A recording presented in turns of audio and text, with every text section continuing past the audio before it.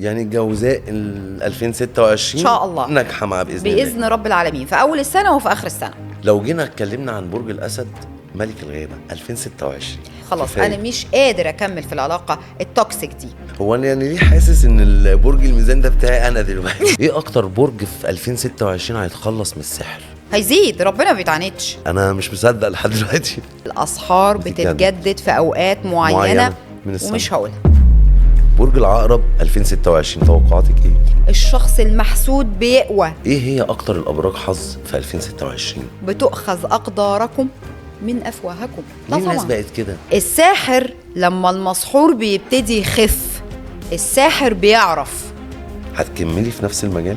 وهبقى أشرس من كده. 2026 خير لأهل الخير وشر على أهل الشر.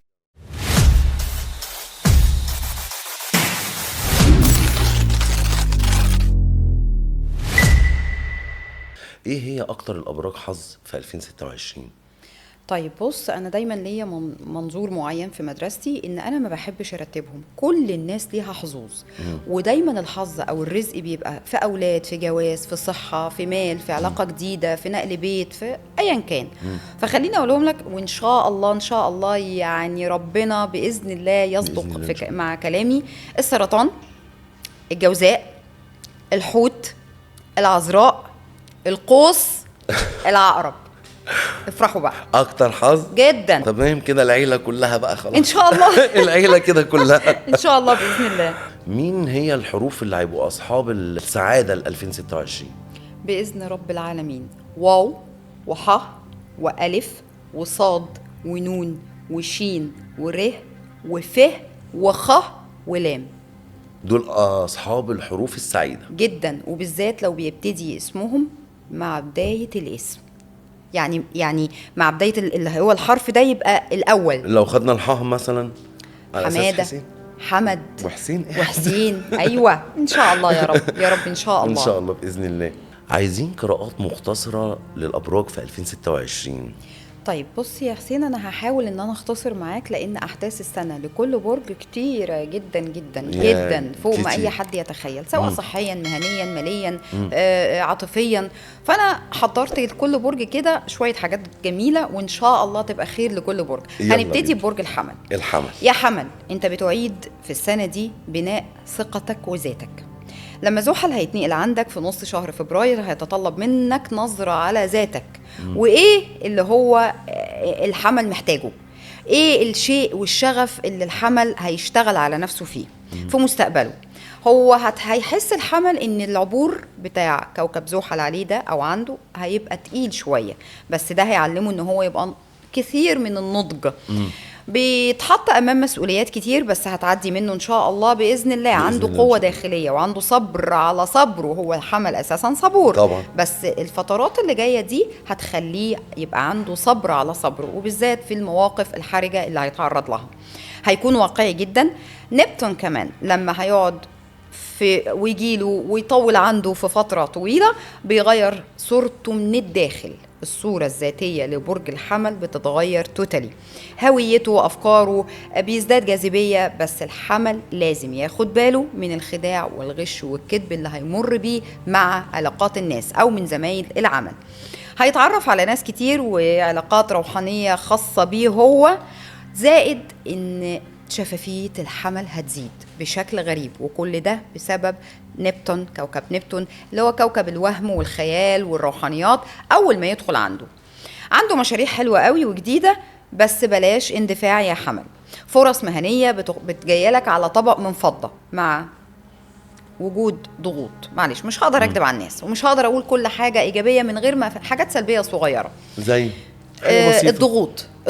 الضغوط والصحة عند الحمل. اللي بيقول أصل الحمل هتبقى صحته قوية جدا، كل الناس ربنا يكتب لها الخير والصحة كويسة، لكن طبيعي وعلميا لما الاسترس بيزيد على البني آدم طبيعي ممكن يتعب، لا قدر الله ضغط، سكر، أيا كان.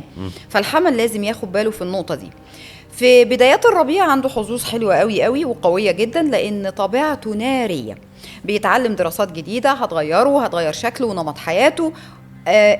اختلاف توتالي. أنا شايفة أن الحمل اختلاف توتالي في كل حاجة، وبيغلق العلاقات السامة من حياته. هو برج ناري، طبعا بيتوافق الحمل مع الاسد والقوس جدا جدا. جدا، فاهمين دماغ بعض. طيب برج الثور، سنة التعمق، بداية أول شهر ونص من السنة وهو لسه زحل في الحوت، بيخليه متعاطف وجاهز للتواصل وللتواصل الجيد. بيعبر عن مشاعره وذاته مع العائلة، مع الأصدقاء، مع الزمايل، مع الشريك. طيب عند انتقال بقى زحل لبرج الحمل، روحانياتك يا برج الثور هتزيد، وبتزيد بشفافية قوية جدا. وأساسا برج الثور من ضمن مميزات أو صفاته إن شخص بيعرف يدرس حالة الشخص اللي قدامه، ولما بيحس بشيء بيبقى دقيق فيه جدا دقيق. جدا. طيب هيبقى كل اللي هو فيه ده هيبقى شكله برج متلاحظ. هو برج الثور برج ترابي ذكي جدا. هتحتاج شويه للعزله، هيجي عليك وقت هتحتاج ان انت علشان تعمل ريفريش لاعصابك ولدنيتك هتحتاج ان انت تعمل عزله وتامل. هتكون الفتره دي شفاء جسدي وروحي ونفسي. ممكن تمسك شغل في مؤسسات حكوميه كبيره البعض من برج الثور، ولازم تحافظ على اسرارك. برج الثور لما بيجي يتكلم على اسراره ما بتتمش. يعني نصيحة الأستاذة وفاء، حافظ على أسرارك يا برج الثور جدا. نبتون لما ينتقل لبرج الحمل هيساعدك على التركيز وعلى روحانياتك. اورانوس لما هيترك البرج بتاع برج الثور، لما يتركك ويدخل للجوزاء، هتركز على ازاي تتعامل بذكاء وفطنه وتواصل مع كل المحيطين. ذكي جدا ولسانه هيبقى حلو قوي قوي في الكلام، ودي هتفيد البرج الثور اللي هم شغالين مع الزملاء مع المديرين. حظوظ مالية حلوة قوي وقوية مع بداية شهر 5. تعرضك لبعض من الضعف والهون والتعب والعيا ده طبيعي جدا جدا يا برج الثور، ولكن هتعدي بسلام آمنين. انت شخص اصلا مهمل في صحتك، فخد بالك يا برج الثور من صحتك كتير كتير، وبالذات من طاقة الحسد والقر والنفسنة ما بين زمايل الشغل. توقعات حضرتك ايه لبرج الجوزاء 2026؟ خليني اتكلم معاك بقى على برج الجوزاء، سنة التغير الكامل والشامل. زحل في الحوت بيغير أهدافك المهنية. زحل لما هيتنقل في الحمل بيزيد تركيزك يا برج الجوزاء وأحلامك وطموحاتك، وبتحط خطط وبتوصل لهدفك. برج الجوزاء إن شاء الله هتوصل لهدفك. أورانوس كوكب المفاجآت هيدخل برجك بسلام آمنين في أواخر شهر 4. عندك تحول كبير نتيجة هذا الدخول، وأي حاجة كانت بعيدة في التحقيق لا هتلاقيها بتقرب منك، حتى لو كان حلم مستحيل. واحدة واحدة هتتفاجأ بشكل غير طبيعي يا برج الجوزاء إن هي بتتحقق معاك. مظهرك، مكانتك الشخصية والعملية والاجتماعية كل ده مختلف. تطور لصداقات وعلاقات، ولكن تاخد بالك في العلاقات العاطفية، تحط تحتها مليون خط وانت بتقيمها. هتعلمك دروس، هتتعلم دروس من سنة 2026، لأن كمان زحل الحمل بيطلب منك علاقات ناضجة، مش علاقات هشة أو علاقات ضعيفة، فهنا بيتطلب منك التركيز. طيب من أواخر شهر 7 مع انتقال المشتري للأسد بيتم أو بيحصل إن شاء الله تطوير التواصل والانفتاح وتقوية كل الروابط مع المحيطين بيك. عندك سفر كتير إن شاء الله، تحركات قوية، تطور مهاراتك بشكل قوي جدا ومتلاحظ. اللي شغالين في السوشيال ميديا عندهم نجاح رهيب وشهرة بإذن الله، وثراء جايله ببيت جديد، بسيارة جديدة، بيمشي في أمور قانونية هتعود عليه بالخير وبالنفع. كوكب نبتون لما هيدخل في الحمل هيديله فرص لتغير العمل، أو بيزداد نضوج في المهنة، في العمل، في التركيز، في المخططات، في التفكير. فأنا شايفة إن سنة حلوة قوي للجوزاء، وبيزداد قوة وثقة. وكمان لما عطارد هينتقل لبرج الجوزاء في شهر 5 كل المشهد الفلكي بيتغير لصالح الجوزاء. يعني الجوزاء 2026 إن شاء الله ناجحة مع بإذن الله بإذن رب العالمين، في أول السنة وفي آخر السنة. توقعات حضرتك لبرج السرطان 2026؟ طيب هي العاطفة كلها بتتغير عند برج السرطان. زحل في الحوت برج صديق ليه، بيعبر عن نظرته بروتين، وحتى روتينه العاطفي بيتغير. أي حاجة ما كانتش مناسبة مع برج السرطان بيبتدي أساسا يغيرها. هيحس بشعور الحرية المتناهي، أو هيكون عنده أمنية الاستقلالية الذاتية. كل السنة دي بالنسبة للسرطان هتبقى سنة تغيرات فظيعة. سفر خلال الفترة الأولانية، وممكن نقول ده بداية من نص شهر فبراير. لما انتقال زحل لبرج الحمل بيبتدي يتلفت للأعمال وللأهداف الأكثر قيمة لذاته. مسؤوليات مهمة جدا جدا، ممكن نقول إن هيتشوب العلاقة العاطفية شوية مشاكل، لكن إن شاء الله هتعدي بسلام آمنين. ممكن أقول كمان إن عنده انشغالات فظيعة بعيلته، أولاده، إخواته، أصحابه المقربين، كل ده هيبتدي يتغير في دماغه وتفكير برج السرطان. نبتون هيعمل ضبابية، هو اوريدي عامل اساسا ضبابيه، ولما هيتنقل كمان لبرج الحمل عامل ضبابيه في التفكير، هيتجبر برج السرطان على ان يغير هويته، على ان يغير اقامته، على ان يغير ذاته وتفكيره. لو محب لشيء قوي هيضطر ان هو يسيبه علشان يبتدي يتغير. من الاخر السرطان هيسعى ان يعمل توازن عقلي ومهني ومالي وعاطفي وذاتي. طيب انا بقول للسرطان بلاش تهمل في صحتك، ولازم يعني تبقى كيرنج قوي على سمعتك. بيت السمعة كلام قيل وقال، حد هيقولك كلام، حد هيظلمك ظلم بين في بيتك او في عيلتك او في اولادك، بلاش اندفاعية. ولازم تتعلم ازاي تنجح تحت اي ظرف، لكن ما تجيش على صحتك علشان تنجح، لا، لان السرطان مشكلته ان على طول تعبان، على طول العين بتاخد فيه، ودي طاقات اخرى العين بتأثر. طبعا، ودي اللي ممكن اقول عليها شوائب الطاقه، ملهاش علاقه بقصه برج خالص. تمام. طيب المشتري هو اوريدي المشتري موجود عنده لحد نص السنه تقريبا، مديله فرص، مديله طاقه حلوه طبعا، بس مش كل المشتري. هو يا ترى المشتري متواجد عند برج السرطان في انهي بيت، في انهي درجه، ايا كانت الدرجه. المشتري كمان لما هيتغير او هينتقل لبرج الاسد هيديله ثقه، جاذبيه، ولكن لازم ياخد باله من زياده الوزن.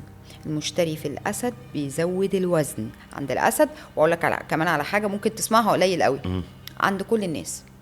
اول ما المشتري هينتقل لبرج الاسد بتلاقي الناس كعلميا بقى كطاقيا الوزن بتاعها بيزيد شويه، بتحس ان انت شراهه، عايز تاكل، عايز مش فارق معاك الجيم. فخد بالك يا برج السرطان جامد جدا جدا.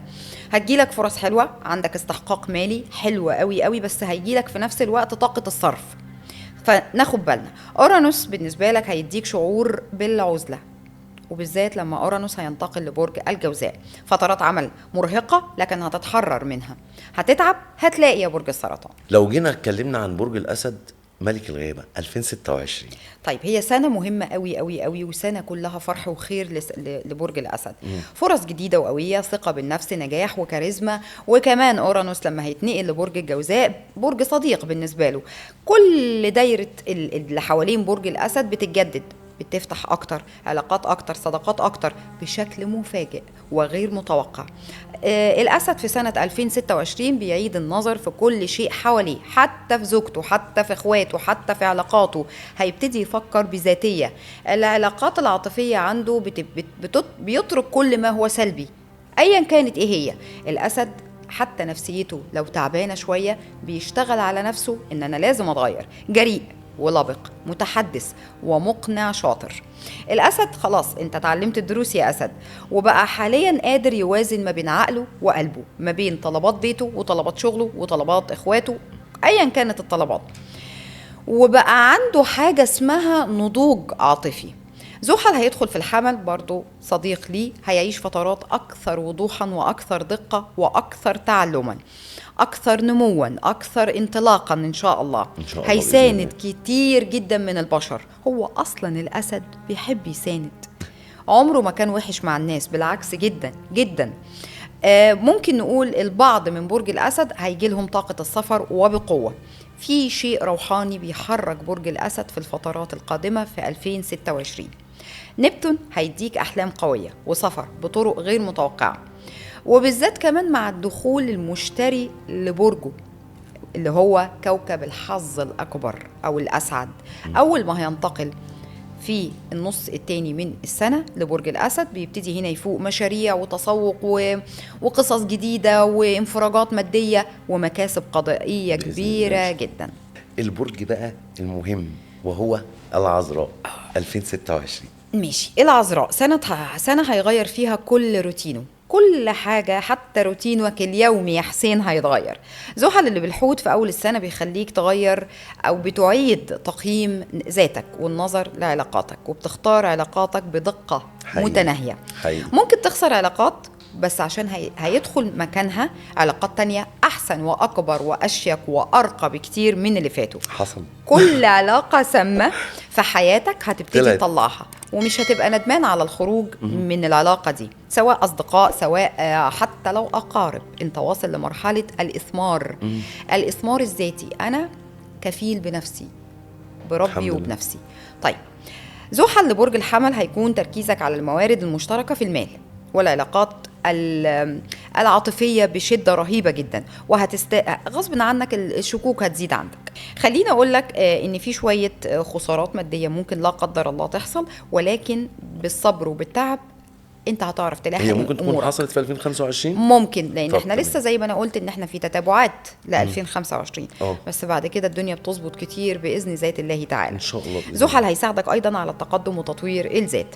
نبتون في بيوت مال. نبتون لما هيجي ينتقل للحمل في بيوت مال بالنسبه لك ومشتركه، ممكن تخش شراكه مع ناس في شغل بره البلد اللي انت اوريدي عايش فيها.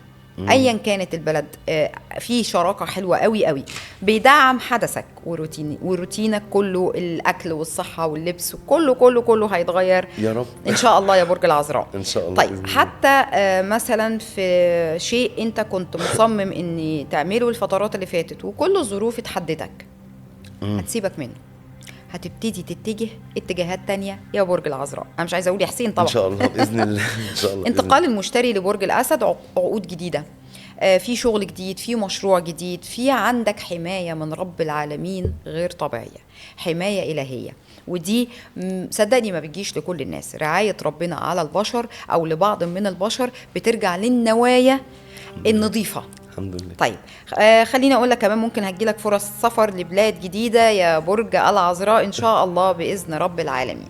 هناخد توقعات برج الميزان ل 2026. طيب، هي سنه الاختبار.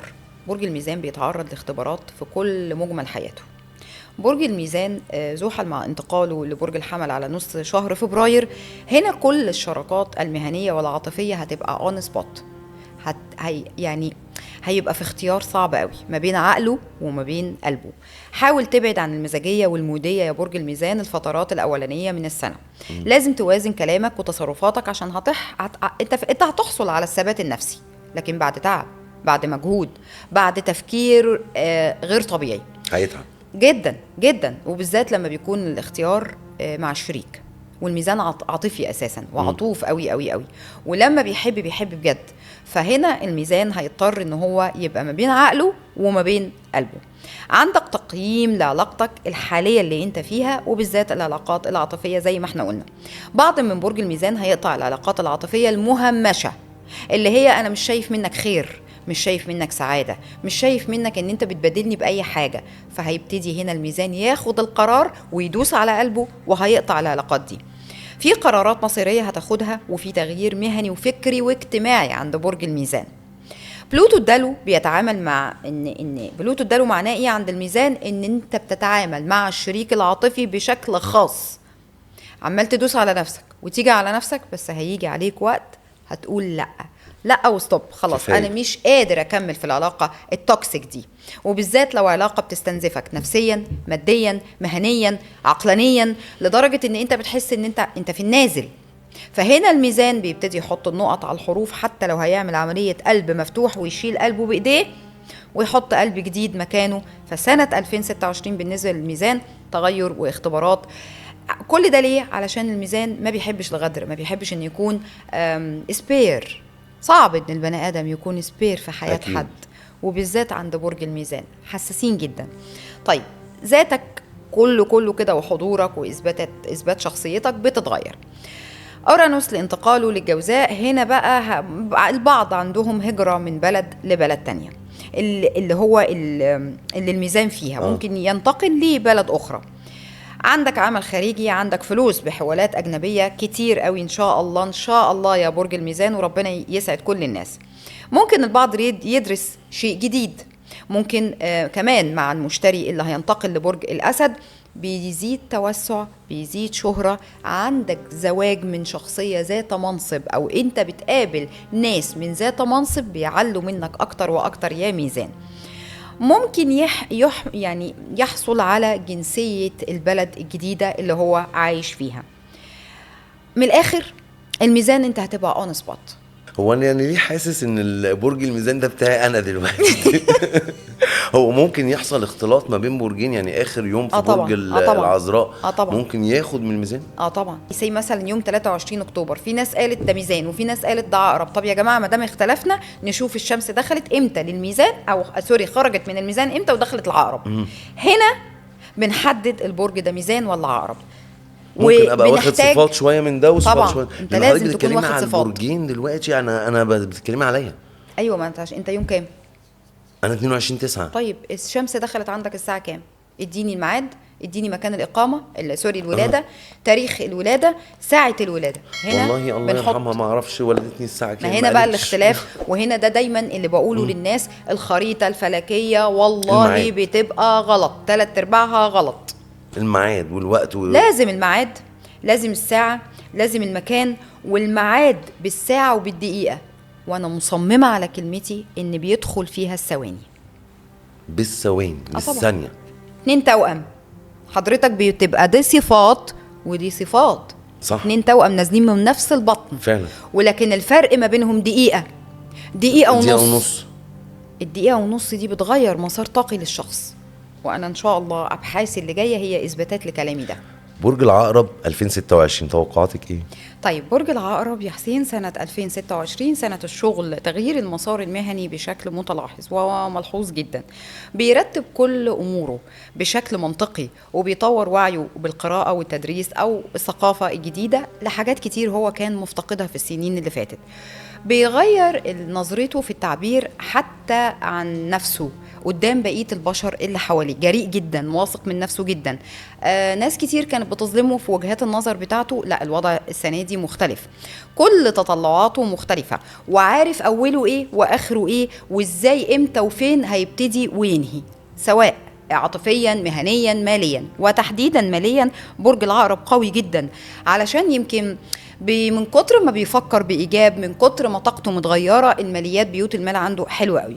زحل بالحوت، ولكن مع انتقال زحل بالحمل هيركز أكتر وأكتر على العمل والصحة، والروتين المعتاد بالنسبة للعقرب هيبتدي يتغير، هيكون دايما مشغول والمسؤوليات ضغط عليه شوية، لازم يوازن أموره يا عقرب. لو ما وزنتش أمورك ما ترجعش تندم على أشياء وفرص ممكن تروح منك، ولو راحت مش هترجع للأسف. وبالذات سنة 2026، سنة 2026 مش هتستنى حد، هننام هنصحى سريع جدا، هننام هنصحى هنلاقيها خلصت.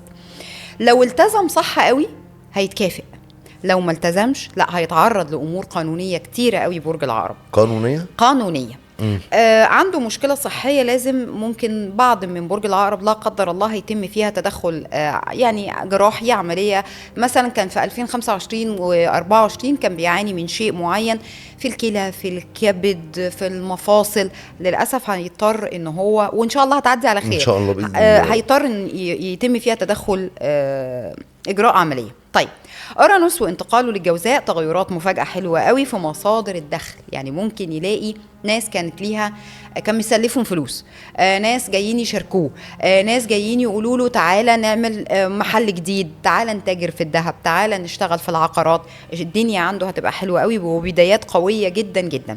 المشتري وانتقاله للأسد، حظوظ مهنية وترقية. برج العقرب يمكن نقول مثلا من نص شهر 2 عنده ترقيات حلوة وجميلة، عنده بيت جديد، عنده دعم من الأهل والأصدقاء، وفي صلح وتصالح ما بين العقرب وما بين الشريك اللي لو حتى كان بقاله سنة أو سنتين في بعد أو كانوا مختلفين، لا أنت عندك رجوع من الماضي، وبأشكال يمكن هتبتدي كطاقيا واحدة واحدة بطيئة، لكن بعد كده هتروح جاية جري. برج العقرب مائي صح؟ طبعا. طيب بيتوافق مع مين برج العقرب؟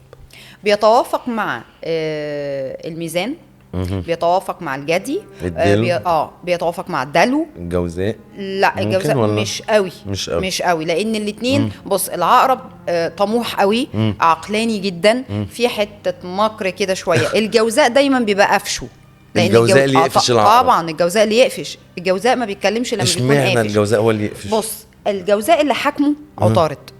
عطارد ده كوكب ايه؟ كوكب الاتصالات، كوكب التفكير، كوكب التخطيط. تلاقي الجوزاء دايما داخل في اي قعده يحب يبص كده اول 10 دقايق بيلم كل المعلومات عن أيوه. الشخص اللي قدامه. صحيح جدا. العقرب هلهلي، سجي قوي، وبالذات امرأة العقرب جميلة، يعني تحب كده تتكلم بأريحية، تتكلم بحب، تتكلم بانفتاح. الجوزاء هنا بيبقى فاهمها لو كدبت او لو حبت تخبي حاجه. فالجوزاء والعقرب دايما انا بشوف ان لا، احتماليه التقابل ما بينهم كعاطفيا بتبقى صعبه قوي، وبالذات لو الست ست الجوزاء. مش قادره اقول لك هتعمل فيه. طيب توقعات حضرتك لبرج القوس 2026؟ بص القوس مش هيبقى فيه زيه، حرفيا مش هيبقى فيه زيه. سنه الحظوظ من شاء الله من اولها لاخرها. اي حاجه ما كانتش بتتغير، حتى صحته، حتى شكله، حتى حبه لعيلته بيتغير. اي حاجه كانت واقفه ثابته فيها طاقه تقيله، لا سنه 2026 باذن رب العالمين متغيره حلوه قوي. زحل في برج الحوت من نص فبراير اهتمامه كله منصب على بيته وعيلته والسكن والاولاد. عنده نضوج داخلي غريب، هو نفسه هيستشعره، حتى اللي حواليه حسين هيستشعروا برضو ان برج القوس في 2026 متغير، حتى في العلاقات وبالذات مع الشريك واتجاهاته. ان كانت العلاقة في الضلمة، لا احنا خلاص هنطلعها للنور. كان جواز سري، لا احنا خلاص هنعلنه. ما كانش بيفكر في الخلفة، عندهم نسبة ان شاء الله خلفة وحمل واطفال موجودة في 2026 بإذن الله. بيمارس رياضة، بيمارس هواية. طيب نبتون بيديله رومانسية وخيال لا حدود له في الحب بالذات. كوكب نبتون العلاقات في العلاقات. كوكب نبتون بالذات يا برج القوس هيعمل معاك تأثير إيجابي بشكل غير طبيعي، وهيخلي خيالك يوصل لمرحلة ان انت بتتخيل البنت اللي انت حبيتها وما كانش في نصيب بينك وبينها، لا هي خلاص بقت مراتي. عنده طاقة الجذب هتبقى عالية جدا جدا جدا. برج القوس هياخد القرار اللي هيبتدي فيه من جديد مع شخص او مع اشخاص ايا كان. اورانوس بالجوزاء بيت العلاقات واشخاص جداد او رجوع من ماضي. احلى حاجه في برج القوس بيقعد يفكر كتير، انا زعلت مين، انا ضايقت مين، طب انا ممكن اعمل ايه كتعويض عشان الشخص اللي قدامي يرجع لي. فالقوس هنا بيتغير للاحسن، وهيقطع علاقته بشكل مفاجئ باشخاص كانوا سبب لتعبه نفسيا وجسديا وعقلانيا كمان. القوس في 2026 بيتغير تغير جذري. المشتري بانتقاله لبرج الأسد، برج صديق ليه، نمو مالي ومهني، ممكن ترقية، ممكن شراكات شغل، ممكن حاجات كتير. عنده سفر وهجرة، عنده دراسات عليا إن شاء الله بإذن الله ممكن ياخد قرار فيها. على المستوى العام كله أنا شايفة أن القوس مش هيبقى ليه مثيل في الحظوظ ايا كان في السنه الاولانيه او في السنه الثانيه. بلوتو الدلو ان شاء الله، طبعا بلوتو الدلو بيديله قرارات جريئه قوي، ممكن توصل ان يقطع رقبه حد يذكر قدامه ظلم حد تاني. القوس متغير تغير كامل مكمل. توقعات حضرتك لبرج الجدي 2026؟ طيب برج الجدي انا بقول عليه دايما برج الإصرار والتحكم العقلي بطريقة غريبة. سنة 2026 الانطلاقة بدون توقف. أكتر برج هيصارع الزمن وهيصارع الحياة حرفيا هو برج الجدي. زحل في بداية السنة لنص شهر فبراير بيديك فترة من التأهيل، مراجعة أسلوبك، حياتك، علاقاتك، تواصلك مع الآخرين. أول ما زحل بينتقل لبرج الحمل، مسؤوليات بقى هنا، بقى مسؤوليات بتزيد على برج الجدي. داخل بيته، خارج بيته، داخل حياته، بره حياته، حتى بالمحيطين اللي حواليه بتبتدي يحس إن في ضغط شوية، ضغط أسري، ضغط مالي. حياتك حتى مع الشريك هتحس فيها شوية أو هيتملكك الإحساس يا برج الجدي إن أنت عايز تجري، عايز يهرب، عايز يختفي من الدنيا علشان يراجع حسابات نفسه. طيب نبتون يعني ممكن اقول هيخلص من الضبابيه او التوتر في العلاقات اول ما نبتون كمان يدخل في برج الحمل. اهدى يا برج الجدي الفترات دي بالذات الاولى من السنه، شهر يناير وفبراير ومارس كمان ندخلهم معانا، لان الثلاث شهور دول فيصل في حياه برج الجدي. وركز قوي قوي قوي على صحتك في الثلاث شهور دول، وبالذات صحة العين والحسد. البني آدم لما بيجي يبص وينظر لشغل غيره لحياة غيره، أكتر بني آدم والله فعلا ممكن يكون مأذي هو البني آدم مش اللي بيتبص له بس، اللي باصص كمان، اللي باصص ده بيتأذي. وانت باصص على نعمة غيرك. فحاول تشتغل على نفسك وتسيبك من غيرك. بالظبط، ما يركز في نفسه. يا ريت لو كل واحد يركز في نفسه هينجح. بتركز في غيرك اللي هينجح بسبب تركيزك بالزبط. انت اللي هتخليه ينجح. انت عارف يا حسين ان دي نقطة مهمة جدا. لما انت لا قدر الله اي حد يعني بيركز مع شخص، في هنا حاجة اسمها ان انا بتغذى عليك. الشخص الحاسد او الناقم او الساحر او بياخد من طاقتك، بياخد من قوتك، من انا نجاحك. بتغذى عليه هو. لا، في علوم الطاقة الطبيعية الشخص المحسود بيقوى، الشخص المحسود بيجمد، الشخص المحسود بينجح اكتر. ليه؟ لانه هو بيتجاهل. ودايما عندنا حاجة اسمها طاقة التجاهل. انا لما هتجاهل الكلام والفعل الوحش وايا كان، انا بتغذى على طاقة الناس اللي بيتكلموا عليا. غير بقى ان انا بيجيلي حسنات على طبق من فضة، لا، انا بنجح من خلال المطبات بتاعت الشتايم، الكلام اللي مش كويس، النميمة، الحقد، ايا كانت الطاقة بتجيلي ايه. هنا الشاطر اللي بيعرف يقلب الآية. الغريب ان هم يعني الناس الحاقدة والناس اللي بيتكلموا بالقرآن ويقولوا حلال وحرام. يعني هو داخل بيتكلم بالقرآن يقول حلال وحرام ويشتم ويلعن. ما هي دي المشكلة. عشان كده برج الجدي في 2026 هو أنا لا أرى لا أسمع لا أتكلم، والشاطر اللي حصلني هي فعلا برج الجاي كده، البرج الجدي كده. وتكملة لبرج الجدي، فعندنا مثلا زحل ونبتون بالحمل هيزيل كل حاجة من حياته قديمة كانت مؤثرة عليه بالسلب. أورانوس وانتقاله للجوزاء، هتحس ان اليوم طويل شوية يا جدي، معلش كعادة الجدي هنعدي وكل حاجة هتعدي ان شاء الله. عندك شغل كتير بيطور من وعيك، بيطور من ذاتك، هتحصل على شهادة قوية جدا كان بقالك 2 3 4 بتحاول ان انت تسعى ليها. عندك انجاز لحاجات كتير، وهتحس ان انت انا مش قادر اخد نفسي من كتر ما انا بجري. بس كل ده ان شاء الله جاي عليك بشيء من الخير، من التوازن، من المال، من الصحة، من المهنة. والجدي برج ذكي جدا، بتحافظ على كل توازنك الصحي، بس إياك ثم إياك ان انت تهمل في صحتك يا برج الجدي. المشتري لما من السرطان لبرج الأسد، علاقات، شراكات، تحسن وظيفي، تقييم هيجيلك يا برج الجدي هيكون في صالحك. أموال مشتركة يعني في تزايد، مثلا زي قرض، مثلا زي شراء بيت او محل. في اشخاص هيظهروا ليك هيكونوا سبورت حلوة قوي قوي قوي في تطوير روحانياتك. وبرج الجدي معروف ان هو روحاني من الدرجة الاولى. عندك تحول جذري وهتتعامل مع كل الاشياء المخفية، ولكن خد بالك من العداءات اللي هتظهر لك في الفترات اللي جاية. برج الدلو 2026 سنة 2026 لبرج الدلو سنة التجديد. بلوتو أساسا اللي موجود عنده ده بلوتو الدلو ده يعني بلوتو الشعوب، عصر بيتغير فيه على مدار 20 سنة. كل حاجة مهنيا قوة بيزداد قوة، بيتغير ذاتيا علشان هيتخلص من كل حاجة كانت قرفاه أو خنقاه أو ضغط على أعصابه، حتى هويته، حتى الكاركتر بتاع طريقة الكلام بتاعته قدام الناس وقدام نفسه وقدام عيلته. بيترك ناس أو بيئة معينة ما بقتش مناسبة ليه. برج الدلو هتبقى أقوى من الداخل. زحل سواء في الحوت أو الحمل بتركز على أموال كانت متأخرة عليك، يعني بتعمل ضبط المصاريفك، والدلو لازم يعمل ضبط المصاريفه جامد جدا عشان يبقى في أمان مالي وحلو لبرج الدلو. زحل هيساعدك تبتدي مهارات تواصل، هوايات خاصة بالقراءة، خاصة بالكتابة، بتعبر عن نفسك بوضوح، نشاط ذهني غير طبيعي، وده حال برج الدلو، دماغه شغالة على طول. عندك نضوج، عندك احتمالية كبيرة بإذن الله لتنقلات كتيرة، وبالذات في أوراق خاصة كمان قانونيا هيبتدي يحاول يغير فيها أو مكاسب في قواضي، الله أعلى وأعلم، وإن شاء الله الخير ليهم.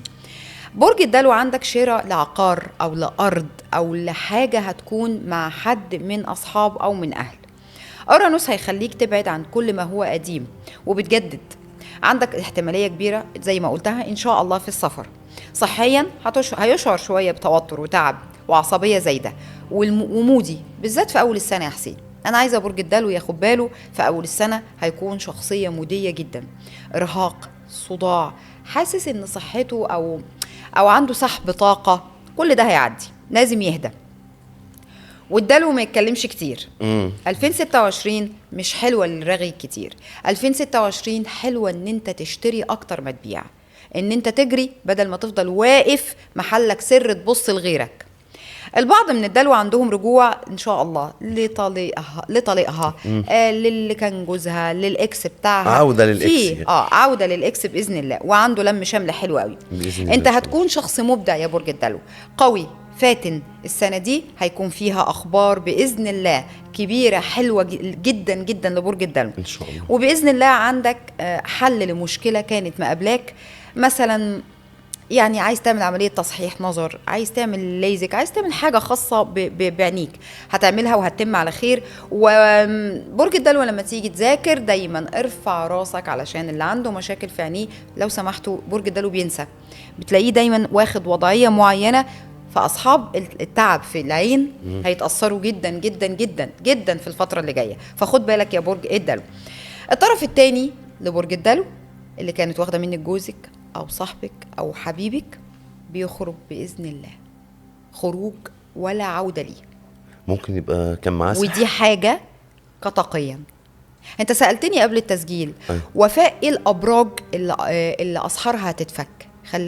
خليها لك مفاجأة بعد ما نخلص. يهمني جدا، هقولها لك. طيب أنا كده خلصت الدلو. الحوت 19 فبراير 20 مارس. طيب خليني أتكلم شوية على برج الحوت. سنة النضج، سنة 2026 سنة النضج. السنة بادية بزحل في برجه، نضج رهيب، مسؤوليات، إحساسك إنك بتبني نفسك من جديد. كل ده حلو وجاي في صالحك يا برج الحوت. وإنت من الأبراج الأكثر حظا بإذن الله بإذن الله على كافة الأصعدة، مالي، مهني، صحي، نفسي، عقلاني، جسماني، أيا كان. بقيت أكثر ثقة بحالك، بقيت عارف دنيتك تبتدي امتى وتنتهي امتى. المسؤوليات اتعلمت من الدروس واتعلمت من المسؤوليات اللي عليك، لكن ده ما يضركش يا برج الحوت. السنة دي انت بتفهم الداخل بتاعك وذاتك بيقولك ايه، بتسمع نفسك اكتر ما بتسمع اللي حواليك.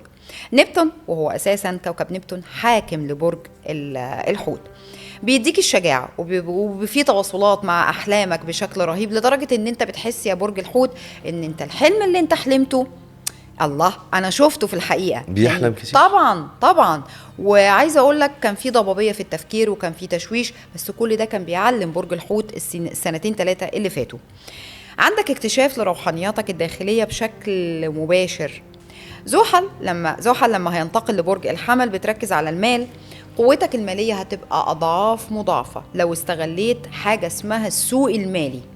السوق المالي عند برج الحوت 100% ماليات قوية بإذن الله، وبالذات للناس اللي شغالة في التجارة، الصناعة، بتفتح مصنع، بتتاجر في أرض، عندك مزارع يعني لتجارة جميع المواشي. الكلام ده كله هيكسب بإذن الله الحوت مبالغ حلوة قوي.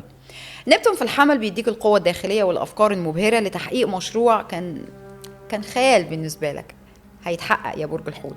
عندك تحول عميق ورهيب في مفاهيم الحياة، بتتخلص من مرحلة الضبابية وبالذات في العاطفة، بتحط النقط على الحروف وهتختار أنا قلبي رايح مع مين. مش هتختار المصلحة ولا هتختار بعقلك في العاطفة، ودي حاجة أنا بتمنى أن الحوت يعمل كده، يختار بقلبه مش بعقله. طيب أورانوس هيدخل الجوزاء، بيديك مفاجآت بتغيير سكن أو بتغيير المنزل.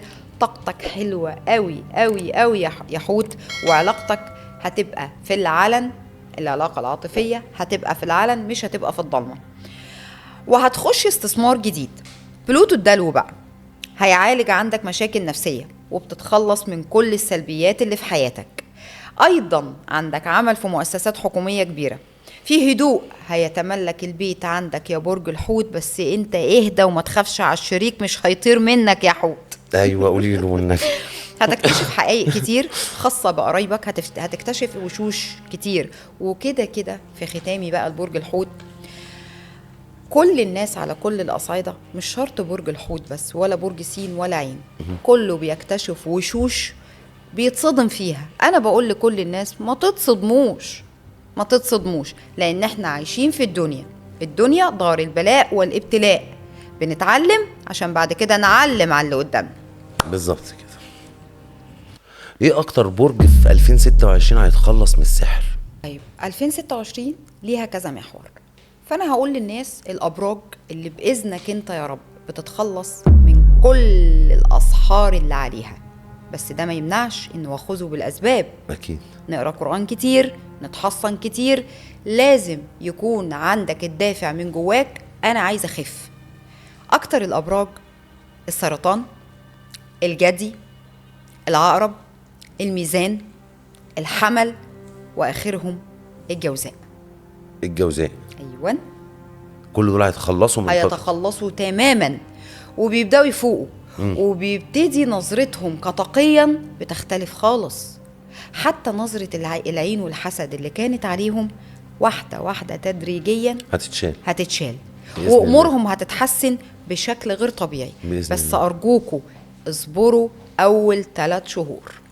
ولو ما صبروش بيعملوا ايه بقى الرد؟ لا هو ما ينفعش ما يصبروش. اصل انت لو ما صبرتش على الابتلاء هيزيد ربنا ما بيتعاندش. يعني نصيحتك لهم يصبروا، لازم تصبروا، الصبر، ولازم تصلوا، ولكل شخص مذهبه او أيوه. ديانته لازم تصمد ولازم تقاوم.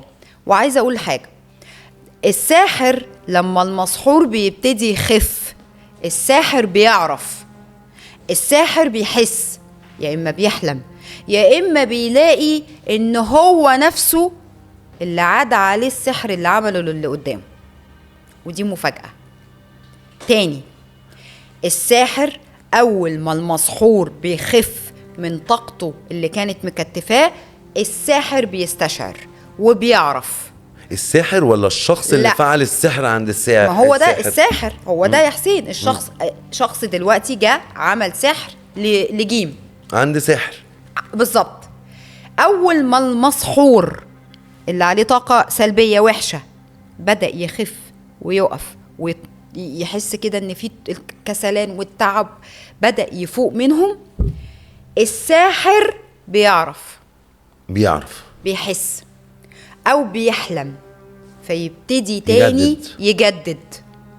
وانا ضد مقولة ان الاسحار ما بتتجددش، الاسحار بتتجدد في اوقات معينة من السنة. ومش هقولها. دي حقيقة، حضرتك قعدتي معايا قبل التصوير وعرفتي حاجات كتير عني وأنا مش مصدق لحد دلوقتي. اللهم بجد. لك الحمد، أشكرك يا حسين على كلمتك والله. قبل التصوير فعلا حضرتك قعدتي معايا قلتي لي أنت عندك كذا وكذا وكذا وكذا. هذا بفضل ربي. فأنا إلى الآن أنا منبهل الحمد لله. اللي مع ربنا بقلبه مش بالظاهر الوضع بيختلف معاه.